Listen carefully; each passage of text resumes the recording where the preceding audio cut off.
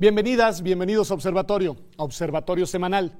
El día de hoy no se asuste, vamos a hablar de abogados y entre abogados además, pero no de temas jurídicos y de temas, digamos, nada más para leguleyos, sino de temas que tienen que ver con la transformación tecnológica, el salto tecnológico en el mundo y cómo impacta en el mundo de la abogacía, pero también qué tienen que decir hoy las y los abogados sobre las implicaciones en nuestra vida de todos los días, de las nuevas tecnologías que, como usted sabe, las usamos todo el tiempo, todos nosotros y todas nosotras.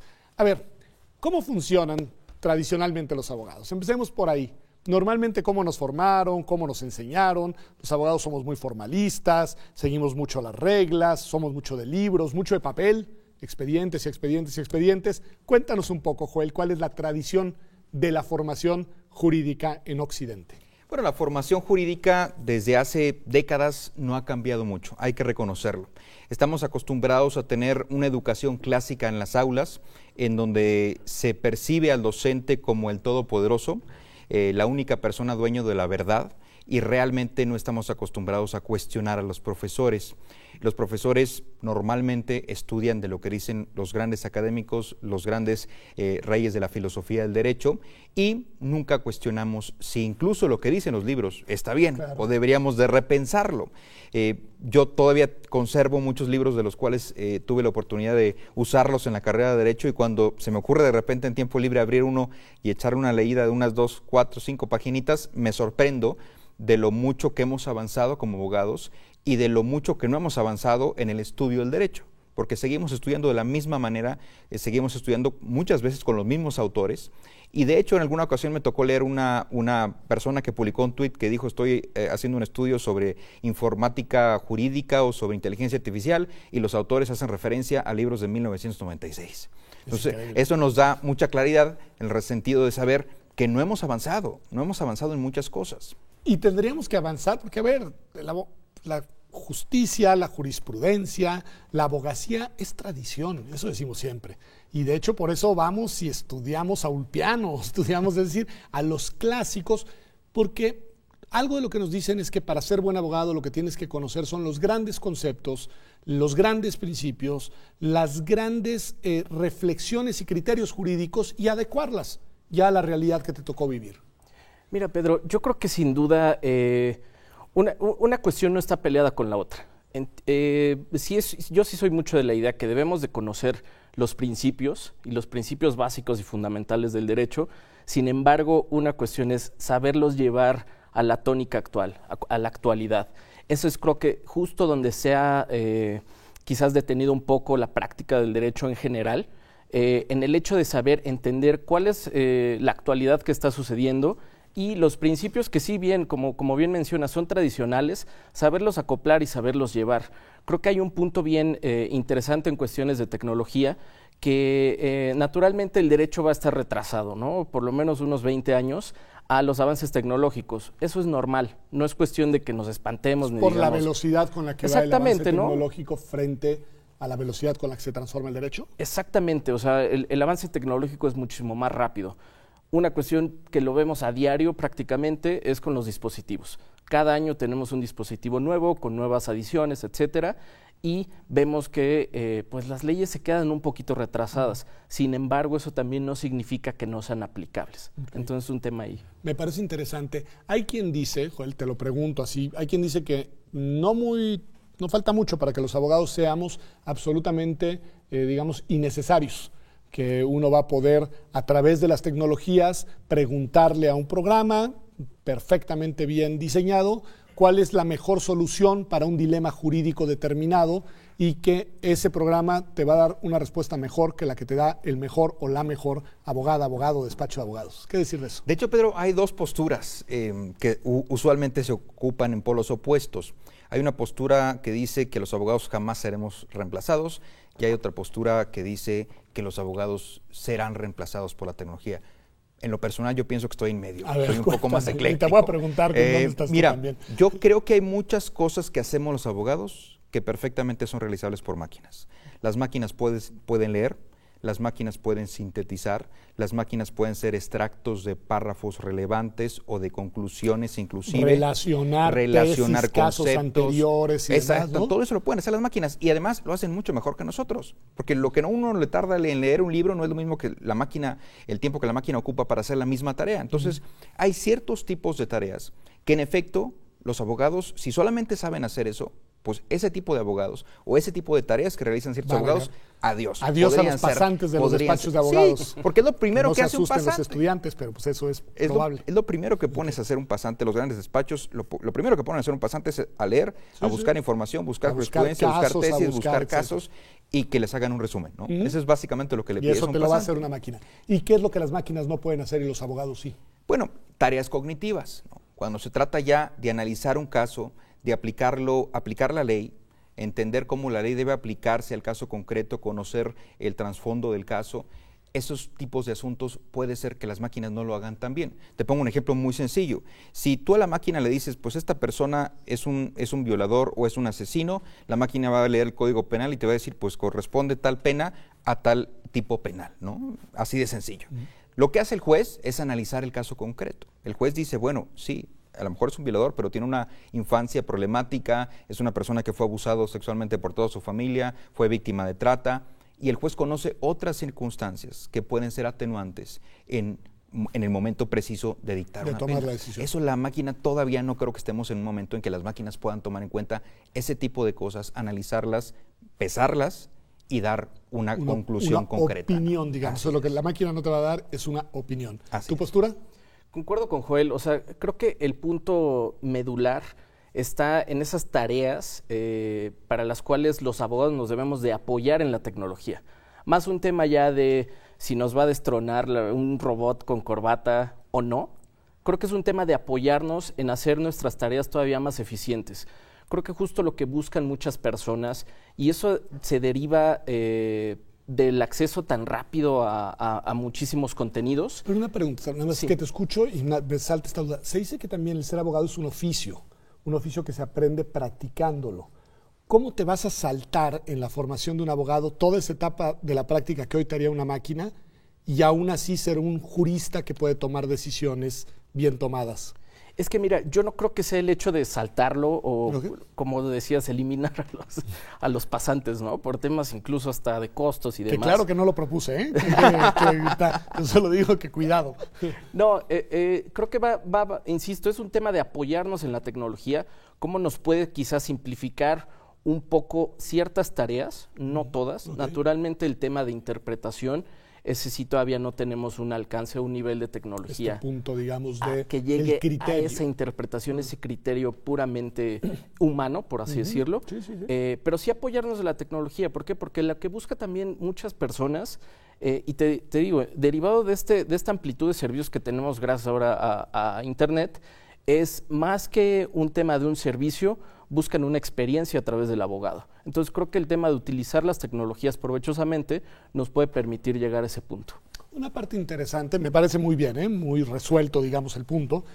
Una parte interesante tiene que ver también con cómo trabajan desde el punto de vista material físico los abogados, los legajos famosos, los expedientes, los despachos, pero sobre todo los juzgados y, en fin, todos aquellos espacios en los que se ejerce la abogacía están llenos de papel por todos lados, de hecho papel que pesa, papel que cuesta, pero que ahí está y que hay que ir por el expediente y sacar el expediente y revisarlo.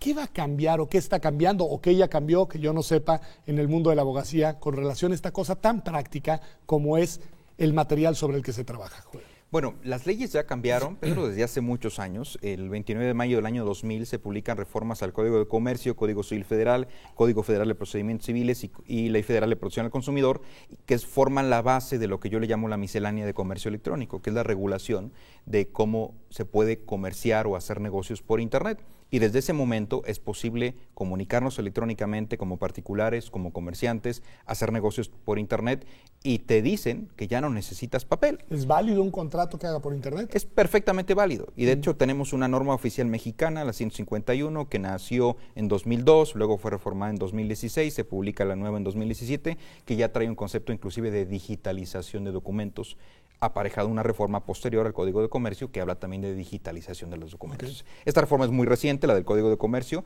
y también la nueva NOM, pues planeada y ejecutada en 2016, publicada en 2017, es algo muy nuevo, pero de todas maneras ya teníamos todo un antecedente de casi 20 años con leyes que soportan el hecho de hacer comercio electrónico. Sin embargo, los abogados no hemos cambiado, seguimos usando el papel prioritariamente y sobre todo estamos acostumbrados a caminar como camina el gobierno. Si tú vas a un juzgado y ves papeles y ves los clásicos expedientes cosidos a mano, pues difícilmente te van a dar ganas de cambiar porque sabes que vas a llegar al juzgado, vas a llegar con la autoridad y vas a tener que actuar en consecuencia. Si la autoridad actúa así, si la autoridad maneja así la información, ¿por qué tú vas a ser diferente? Entonces tenemos que un poquito empezar a romper los paradigmas para entender que si queremos cambiar, tenemos que hacerlo nosotros mismos para luego contagiar a los demás y eventualmente lograr un cambio digital permanente. Me parece muy interesante. Vamos a tener que ir a un corte. Solo te hago una pregunta antes de ir al mismo. ¿Tú consultas todavía alguna ley, alguna jurisprudencia, alguna tesis en papel? No. ¿Desde hace cuánto?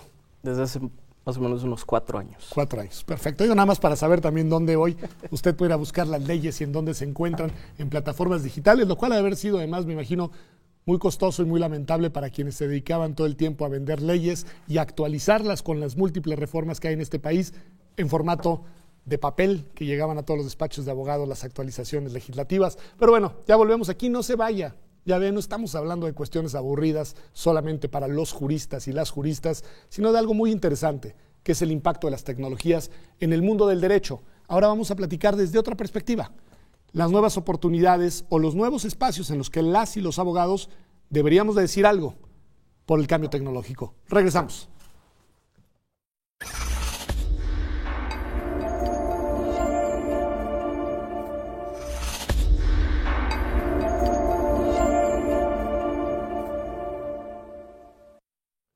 Ya estamos de vuelta aquí en Observatorio Semanal, y estamos hablando del cambio tecnológico, déjeme decirlo así, y del impacto que este tiene en el mundo de la abogacía, para no hacer un programa que sea inaccesible para quienes no se dedicaron como nosotros a estudiar leyes y derecho varios años.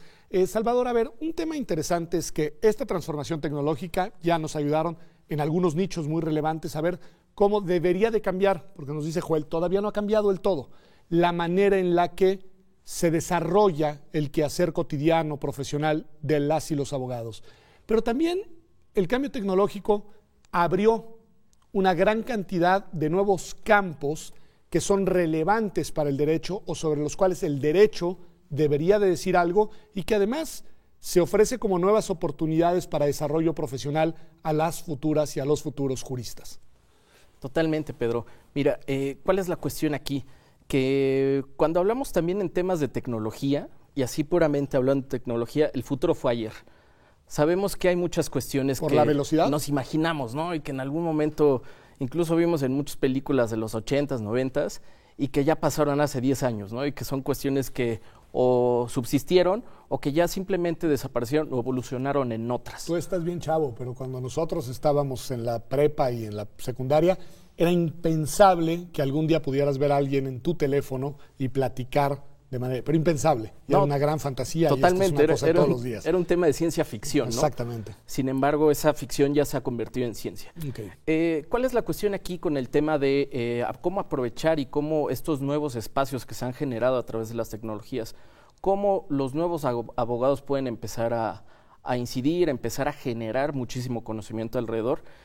Principalmente yo considero que hay varios temas y el que me gustaría como enfocar es precisamente el tema del derecho de los videojuegos. A ver, ¿no? Derecho de los videojuegos. Derecho de los videojuegos. Pero primero nos tienes que explicar cómo ha evolucionado el mundo de los videojuegos, porque habemos muchos aquí que no entendemos por qué es relevante el derecho de los videojuegos. Que nos quedamos en el Atari o que ni siquiera nada. Pero entonces, a ver, cuéntanos qué ha pasado por ahí. No, claro, precisamente el tema de la evolución de esta industria ha sido precisamente derivada de la capacidad tecnológica que se ha tenido para generar un distinto nivel de entretenimiento, ¿no? Mencionas un tema de Atari, que era algo muy básico, una cuestión de 8 bits. Ya nos proyectaste en la edad real que tenemos, Joel. Sí. Y lo que vemos ahora son producciones multimillonarias en la cual implica muchísima producción implica muchísimas personas detrás de este esfuerzo, y lo cual se empieza a complementar con cuestiones, por ejemplo, de propiedad intelectual o de comercio electrónico, que empiezan a incidir en la forma en la cual la gente consume ese entretenimiento, ¿no? Entonces, creo que esta evolución, principalmente de los videojuegos, se deriva de una evolución tecnológica, lo cual ha impactado en la economía y a su vez en cómo las personas consumimos entretenimiento, ¿no? Okay. Y desde el punto de vista jurídico, ¿por qué es relevante esto?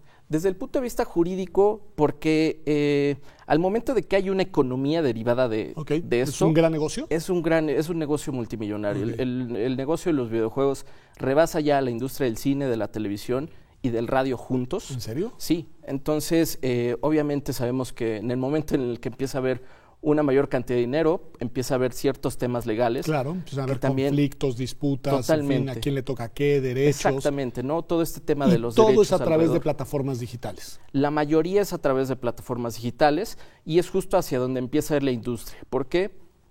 Todavía hay estos videojuegos físicos, por así decirlo, en disco. Ajá. Sin embargo, todo se está moviendo hacia implementación de videojuegos o de consumo de videojuegos a través de la nube.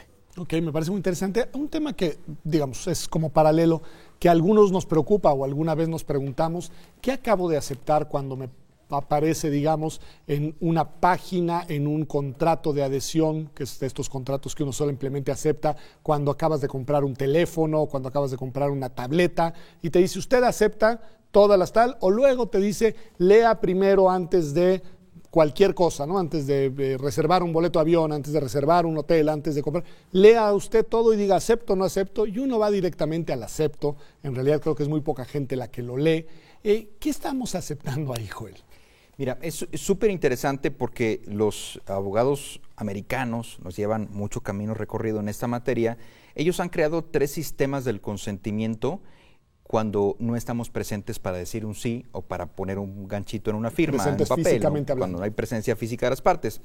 Cuando estábamos hace 10, 15 años en una época en donde todavía existían los discos compactos y tú llegabas a una tienda a comprar un programa para tu computadora en un disco compacto, tú abres la caja que contenía el disco compacto, venía un sobre con típico papel transparente, vinil, por ahí para que se viera que estaba el disco, y cuando te dabas la vuelta para jalar la parte de atrás y romper ese sobre, viene una etiqueta que nadie leía, y esa etiqueta te decía, si usted rompe esta etiqueta y o este sobre, usted está consintiendo los términos de acuerdo de licencia de usuario final de este software. Entonces, nadie leía esa etiqueta, pero todo el momento que haces esto, rompes el sobre, estabas aceptando. Ese sistema se llama shrink wrap, es como un acuerdo empaquetado, ¿no? Okay. De ahí del nombre shrink wrap.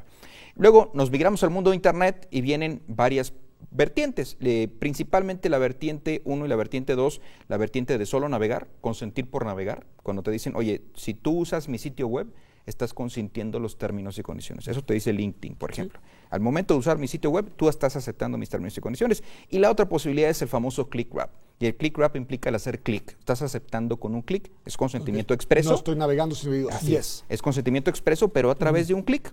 Y ahí hay 2 modalidades, que es el opt-in y el opt-out, ¿no? Opt-in, opto por entrar, opto por aceptar lo que dice no ese texto, lo que dice o el opt-out es cuando ya está, la casilla está previamente seleccionada, dices, no, mejor me salgo porque no me interesa. Entonces, opt-in y opt-out, esos son los mundos actuales de la aceptación a través de medios electrónicos. Entonces, lo que hace la gente es hacerle acepto, lo que quieres es usar el teléfono, lo que quieres es usar la computadora en la casa, la pantalla plana en la casa. Las pantallas planas traen términos y condiciones, los relojes inteligentes traen términos y condiciones, prácticamente cualquier dispositivo. Y aceptamos todo como en automático, yo creo que la mayoría lo hacemos. Desafortunadamente. A ver, Salvador, ¿se te ocurre que tú dijeras, no, yo sí soy una persona escrupulosa, un televidente que acabo de ver este programa y digo, yo no voy a estar aceptando todo lo que me digan, voy y compro un teléfono celular a la compañía que ustedes quieran, me dice usted tiene que aceptar, acepta para poder descargar lo que hace falta para que el teléfono funcione. Dice, no acepto la cláusula 4, no me gusta la cláusula 25 y quiero que me modifiquen la 38.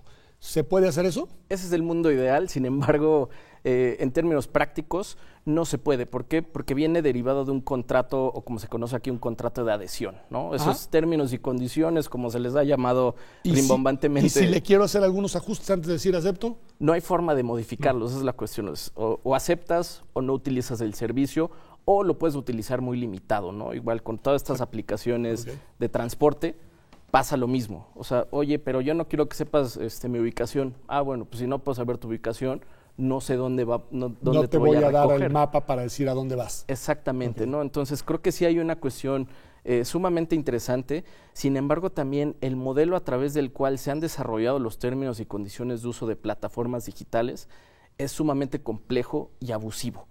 ¿Por qué? Okay. Porque la lectura de este tipo de ciertos términos y condiciones te puede llevar al mismo tiempo o incluso más que, por ejemplo, leer el Quijote de la Mancha.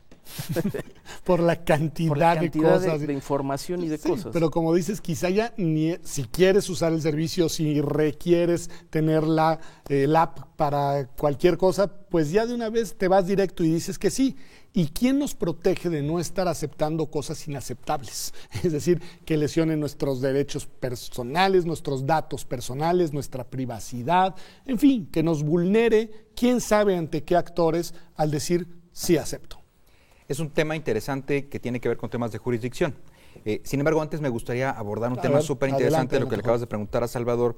La mayor parte de las empresas en Internet cumplen con los ejemplos que acabas de mencionar, en donde el contrato de adhesión es tómalo, déjalo. Como dicen los americanos, as is, ¿no? El servicio se te brinda como está. Sin embargo, hay compañías un poco más responsables que sí te dan opciones para aceptar y no aceptar. Por ejemplo, cuando tú agarras un teléfono Android o un teléfono Samsung, te ponen un montón de cosas para aceptar antes de empezar a usar el dispositivo. Pero hay unas partes que te dicen, aceptas usar las políticas adicionales relacionadas con controles de voz, aceptas las políticas adicionales con control de reconocimiento facial, pues sí, y ahí sí podrías decir que no. Inclusive en las propias televisiones, las pantallas planas o Smart TVs, también te dan opciones que puedes aceptar y que no puedes aceptar, y que vas a seguir utilizando el teléfono o la computadora o la pantalla plana casi de la misma manera, casi de la misma manera, sin que ello te impida la mayor parte de las funciones. Algunas estarán restringidas porque no las aceptaste, pero otras no. Ese sería el mundo ideal, donde las compañías realmente te dieran varias opciones para saber qué aceptas y qué no aceptas. Sin embargo, en redes sociales, en correos electrónicos, en buscadores, las reglas son como las que platica Salvador. Son tómalo o déjalo. Ahora, la pregunta es, ¿quién nos defiende? Es muy complejo, porque las autoridades mexicanas, cuando han tenido asuntos de esta naturaleza, las grandes compañías se ríen de nosotros y te dicen, pues sí, pero mi casa matriz está en California, mi casa matriz está en Estados Unidos, y mis términos y condiciones dicen que si tú los aceptas, estás aceptando mi competencia y el foro en Estados Unidos, pero tienen oficinas en México.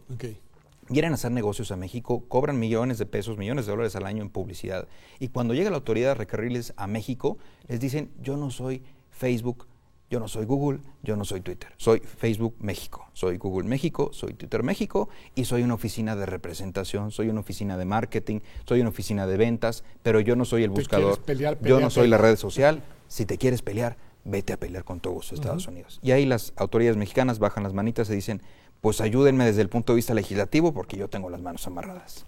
Interesantísimo. Esa es la dimensión, digamos, global de estos mecanismos que hacen que uno ya no sabe ante qué autoridad acudir. Y me pregunto si no será que estamos absolutamente desprotegidos porque en ningún lugar del mundo hay una autoridad que en verdad esté regulando y esté poniendo límites a lo que se acepta, no se acepta, a lo que pueden y no pueden hacer, por ejemplo, con nuestros datos personales, Salvador.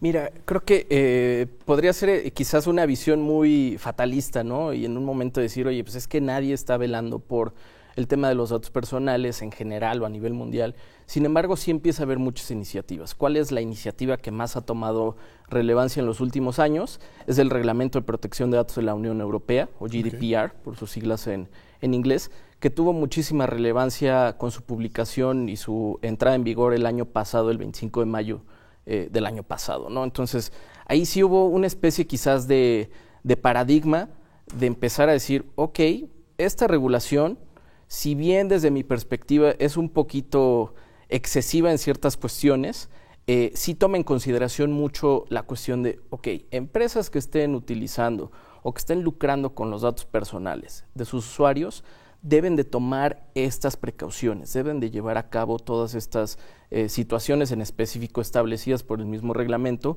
y en dado caso que no lo hicieran, sí vienen multas bastante fuertes y Significativas. bastante interesantes, ¿no? Entonces, empieza a haber esfuerzos, Y son obviamente regionales, es decir, lo que yo sí son internacionales los esfuerzos, porque desde lo local un estado solito difícilmente lo lograría. Es sumamente complicado por el tema mismo de cómo funcionan estas plataformas. Claro que no tienen propiamente Ceñirlo una a una- nacionalidad desde el punto de vista de su alcance. Exactamente. Muy bien, vamos a un corte y regresamos y les voy a preguntar lo más difícil, que es el futuro. Es decir, ¿qué creen que sigue con este tema? Y voy a empezar preguntándoles sobre algunos desarrollos tecnológicos. Yo no soy experto, pero aquí en Observatorio también aprendo mucho. Tiene que ver, por ejemplo, en el caso concreto de China y esto que se llama la 5G y las implicaciones que puede tener en nuestras vidas y en nuestras vidas desde el punto de vista práctico y también desde el punto de vista jurídico. Regresamos aquí a Observatorio Semanal.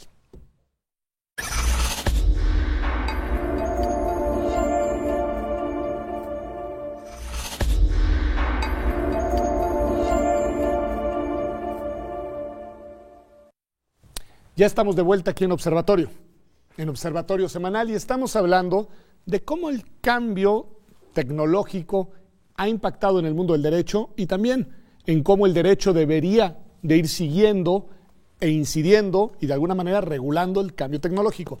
Les comentaba esto de la famosa 5G, que yo no sabía que era eso, ¿eh? La verdad, hice un programa aquí y entonces más o menos entendí que es la nueva generación, digamos, a la que nos llevarán en nuestros dispositivos móviles y que nos permitirá potenciar de una manera, según entendí, digamos, impensable las capacidades de lo que podremos hacer con los mismos, y que el país que lleva la mano es China. Y un dato interesante, que no sé si ustedes coinciden, que platicaba en aquella ocasión con mis invitados, era que una de las razones por las cuales es China quien ha llevado la delantera es porque no tiene estas regulaciones de las que nos hablaba Salvador. Es decir, que no tiene que respetar reglas relacionadas con los datos personales, con la privacidad, en fin, con un conjunto de derechos que, como allá no son, digamos, conceptos jurídicos relevantes, entonces se puede llevar a cabo a mayor velocidad la innovación tecnológica sin todas estas ataduras jurídicas. ¿Qué decir de eso? Mira, el tema de China es un tema sumamente complejo, porque si bien sabemos cómo ha sido la historia del país en los últimos años, primero fue un tema de reclusión para generar esas copias, ¿no? O sea, simplemente hace muchos años, o hace algunos años, no tenían un sistema de propiedad intelectual bien definido. ¿Qué permitía eso? Ok, tomamos cosas de diversas partes del mundo, las analizamos, las deconstruimos y las volvemos a hacer a nuestra manera, ¿no? Que fue una especie de avance tecnológico por el cual se empezó a seguir un poco de avasalle, China. digamos. Exactamente, de ¿no? abuso. Una vez que empiezan a abrir el mercado y empiezan a generar toda esta serie de una economía distinta a la que tenían, a su vez, dicen, vamos a empezar a proteger a titulares de propiedad intelectual, empiezan con este sistema y derivado de eso empieza ya ahora sí con este empuje tecnológico basado en los derechos de propiedad intelectual, ¿no? Y que está generando una economía sumamente interesante, sumamente diversa, y que ahora China es el país número 1 en temas de investigación científica, ¿no? Le ha quitado la batuta a Estados Unidos y a varios países europeos que la mantuvieron por muchísimo tiempo, siendo que ahora China es quien tiene el mando de la investigación tecnológica a nivel mundial, ¿no? Entonces esto habla mucho de hacia dónde están mirando, y precisamente tocando el tema de 5G y toda esta parte de que se mencionó incluso con el presidente Donald Trump. Sí, lo recuerdo. Es un tema más de una guerra comercial que un tema de preocupación, ¿no? Por parte de los estados. Como bien mencionas, China tiene un tema ahí delicado en la cuestión de la protección de datos personales de los ciudadanos, e incluso ha sido muy criticada a nivel mundial por temas de abuso incluso, ¿no? Pero en sí, ¿qué va a permitir el 5G? Es un tema que todavía está por descubrirse, si bien ya está bien desarrollado, la implementación a nivel público, vamos a ver qué es lo que va a pasar, porque precisamente lo que se busca es tener una conexión de dispositivos o una ultraconexión entre dispositivos que genere todas estas cuestiones alrededor y que nos haga la vida más fácil, ¿no? Sin embargo, ¿qué va a haber ahí? Muchísimos datos, que por dónde van a pasar, quién los va a tener, quién los va a administrar. ¿Y quién cómo los se va a van controlar y quién los va a proteger? Es que sí es una Exactamente. situación, a mí me genera un poco de vértigo tan solo pensarlo, pero ustedes no, Joel, porque son expertos en este tema. ¿Qué crees que va a pasar desde el punto de vista, digamos, de la evolución jurídica, ¿qué va a hacer el derecho frente a estos cambios? Ya nos lo decía Salvador al inicio del programa, que tienen una velocidad enorme, que son exponenciales y que le llevan siempre la delantera a los marcos jurídicos, al conocimiento de las y los abogados y pues obviamente también a las decisiones de los estados. Mira, pero yo creo que en algunas cosas podrían tener razón aquellos que indican que China ha tenido ciertos avances vertiginosos en temas tecnológicos porque no han tenido tantos controles como otros países. Pero en temas especialmente de 5G, hablando de 5G, no creo que el no tener leyes de datos personales o de privacidad sea un detonador. Sinceramente no compro el argumento, a reserva de platicarlo con quienes comentaron este tema. No creo que vaya por ahí. El tema de 5G es un tema de velocidad, es un tema de que todo lo que hacemos hoy lo vamos a poder hacer 20 veces más rápido una vez que llegue la tecnología 5G. No estamos tan cerca de que llegue a México. Platicaba yo hace un par de semanas con el comisionado presidente del IFT y él me decía que es una tecnología extraordinaria, muy buena, pero muy cara. Es muy cara la implementación. Son antenas pequeñitas que tienen que estar instaladas muy cerca unas de otras para que puedan realmente funcionar el 5G. Nos va a tomar tiempo esa infraestructura, instalarla, dar el salto. Nos preguntamos todos quién le va a entrar a la inversión, porque es una inversión muy, muy fuerte la que se tiene que hacer para que pueda explotar el tema de la tecnología 5G, pero a fin de cuentas es algo que va a llegar. A lo mejor se va a tardar sus 3, 4 añitos, esperamos que no tanto, pero eventualmente tendremos en las principales ciudades de México tecnología 5G. Hay que entender que el cambio tecnológico es vertiginoso. Normalmente la tecnología nos lleva muchos años a los abogados y sobre todo a veces nos ponemos a pensar que incluso las regulaciones que pretenden ser modernistas tienen obstáculos importantes en su aplicación, lo que le llaman los americanos el enforcement. ¿Por qué los europeos sí pueden sentar a un Facebook, a un Google y decirle aquí cumples o cumples? No hay de otra. Pues porque muy sencillo, si no cumples te corto la entrada al país. Le digo a todos mis proveedores de telecom que no dejen que ningún usuario pueda buscar google.com o pueda entrar a Facebook. Entonces, si la autoridad se toma en serio el tema de control... Y tú dices, acá no lo hacemos. Acá no lo hacemos. Okay. Que yo no sé si esté bien o mal, porque pues también el tema de la censura es un tema latente, ¿no? Es decir, pues si no haces lo que yo te digo, te corto la entrada, pues ahí sí también entramos en temas peligrosos. Afectas también a los usuarios. Entonces, yo no sé si sea tan bueno o tan mal en un país como el nuestro. Sí, ¿no? Sí, pero en fin, hay un dilema. Para matizarlo, pero sí hay autoridades que se han preocupado por el tema, sí hay autoridades que han buscado proteger a los usuarios.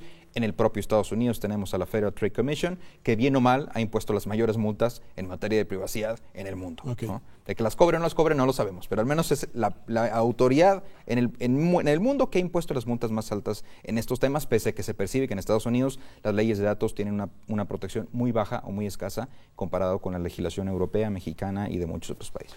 Vamos a darle un giro, también tiene que ver con el derecho y también tiene que ver con las tecnologías y también tiene que ver con otra forma de ser usuarios de la tecnología, que es quien se contrata para una de estas grandes compañías internacionales. Porque decía Joel, muy interesante esto de que pues tienen oficinas Google y Facebook y en los distintos países, pero que en realidad no se reconocen como parte de la matriz central. Y me imagino que quien trabaja ahí trabaja para la matriz en el país en el que trabaja, no para la empresa, y si tiene un conflicto laboral me imagino que no puede demandar a la empresa central en Estados Unidos. Y ahora leía que esta empresa china, ¿cómo se llama? Huawei. Esta empresa china ahora dice que va a contratar miles de programadores, pero que los quiere en todo el mundo, que no quiere contratar ahí in situ y que no los quiere tener en China. ¿Cómo imaginas eso? Es interesantísimo, Salvador, cómo puede uno trabajar para una empresa que ni siquiera tiene una oficina ni un escritorio en el país en el que uno está. Mira, ese es creo que uno de los, quizás podemos ponerlo como beneficios y contras que nos ha dado la tecnología, ¿no? Nos permite incluso trabajar de maneras remotas a través en cualquier parte del mundo, ¿no? En mi caso me ha tocado hacerlo, ¿no? Simplemente con cuestiones tan sencillas como presentar una marca, pero lo puedo hacer estando en algún otro país, ¿no? Siempre y cuando tenga una conexión a internet.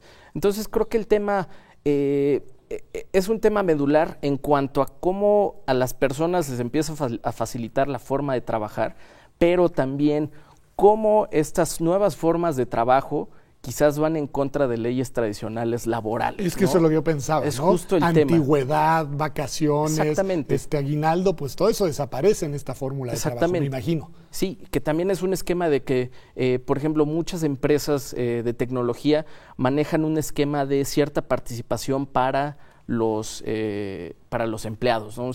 Un cierto esquema de acciones en el cual, ok, yo te voy a suplir un tema de antigüedad dándote acciones de mi empresa y eso en algún punto te va a generar a ti un mayor beneficio que, por ejemplo, una Afore, ¿no? Entonces también es un tema de que cómo se han desarrollado estos nuevos modelos que si bien tradicionalmente muchísimos van en contra de las leyes laborales que tenemos en el país, también muchísima gente empieza a buscar estos nuevos esquemas de trabajo porque les permiten cierta movilidad y cierta facilidad.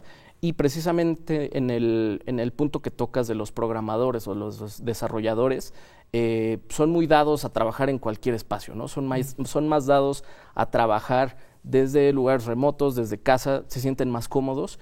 Eso incluso impacta en la forma en la que trabajan y que es justo lo que están buscando las empresas quizás, ¿no?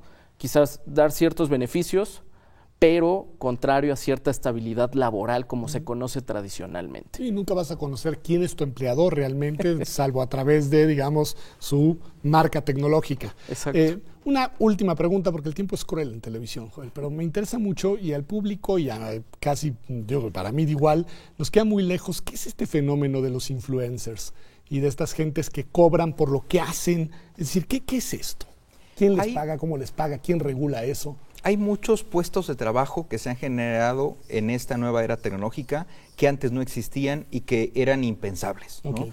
Ahora tenemos, te voy a poner un ejemplo, mi sobrino tiene 8 años y ya le dice al papá, quiero tener un canal de YouTube.